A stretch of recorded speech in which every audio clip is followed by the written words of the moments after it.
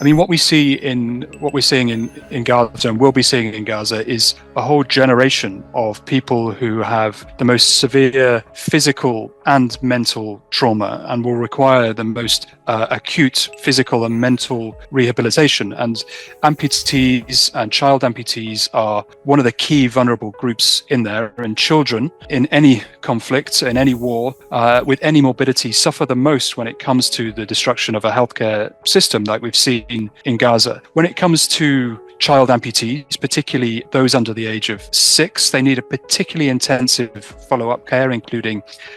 X-rays, stump examinations, and the ability to do that is very limited in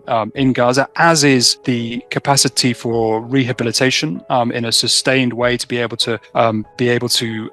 provide the physiotherapy that is needed to be able to get mobility back in the limbs and be able to get a normalcy back to life. As is, at the same time, the psychological support that they need, both for their mental well-being, but also for their physical recovery. It's all connected. And at the same time, the recovery that we're seeing, with the rates of malnutrition in and of itself, compounds that situation, compound the recovery for particularly for young children, but for all amputees, for everybody suffering from acute physical trauma. Now, there has been a systematic destruction of the healthcare system in Gaza. There have been many hospitals that have been destroyed, but it's also important that we look a bit broader than the hospital facilities themselves, the bricks that make up those buildings, because being able to provide medical care and humanitarian assistance is so much more than that. On one hand, it is the supply, and if you're looking at the supply of medical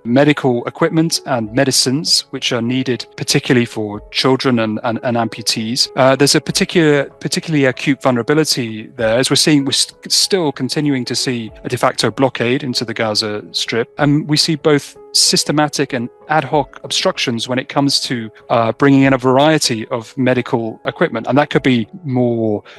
strategic, surgical focused equipment such as autoclaves, external fixators, which are essential for treatment of amputees. It can also be to do with things like disinfectants and ensuring that we're optimizing infection control to minimize patients getting infections, but it can also be really basic. And so, for example, between August and October this year, there was a dramatic shortage of gauze for dressing injuries, and that in itself also compounds the impact of recovery of patients, particularly children.